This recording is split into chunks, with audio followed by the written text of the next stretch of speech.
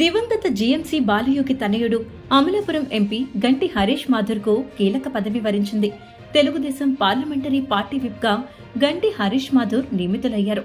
Parliament సమావేశాలు ఈ నెల 24 నుంచి ప్రారంభం కానున్న క్రమంలో పార్లమెంట్ సమావేశాల్లో అనుసరించాల్సిన విధి విధానాలు, టీడీపీ పార్లమెంటరీ పార్టీ నేత నియామకం వంటి పలు అంశాలపై టీడీపీ అధినేత సీఎం చంద్రబాబు నాయుడు ఎంపీలతో సమావేశమయ్యారు.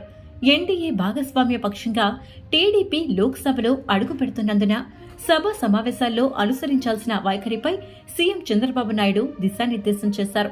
తెలుగుదేశం పార్లమెంటరీ పార్టీ విభాగాలకు సంబంధించి పలు నియామకాలు చేశారు. ఈ భేటీలో టీడీపీ పార్లమెంటరీ పార్టీ నేతగా నరసరావుపేట పార్లమెంటు సభ్యులు లావు శ్రీకృష్ణదేవరాయలు, డిప్యూటీ ఫ్లోర్ లీడర్లుగా చిత్తూరు ఎంపీ దగ్గుమల్ల ప్రసాదరావు, నంద్యాల ఎంపీ బైరెడ్డి శబరి, కోశాధికారిగా వేమిరెడ్డి ప్రభాకర్ రెడ్డిని, పార్లమెంటరీ పార్టీ విప్గా గంటి హరీష్లను నియమించారు.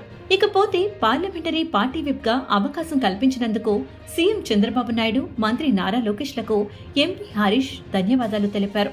ఎంపీ గంటి హరీష్ రాజకీయ నేపథ్యం చేస్తే ఈయన స్వర్గీయ జీఎంసీ బాలయోగి వారసుడిగా రాజకీయాల్లోకి ప్రవేశించారు. అమెరికాలో ఉద్యోగం చేస్తున్న గంటి హరీష్ మాథుర్ని ఏపీకి రప్పించిన చంద్రబాబు రాజకీయాలపై పూర్తి అవగాహన కల్పించారు.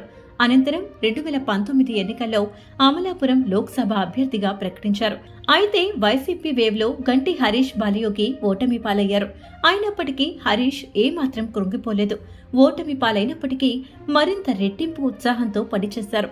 డాక్టర్ బిఆర్ అంబేద్కర్ కోనసీమ జిల్లాలో తెలుగుదేశం పార్టీని ప్రతి గడప గడపకు చేర్చడంలో సక్సెస్ అయ్యారు.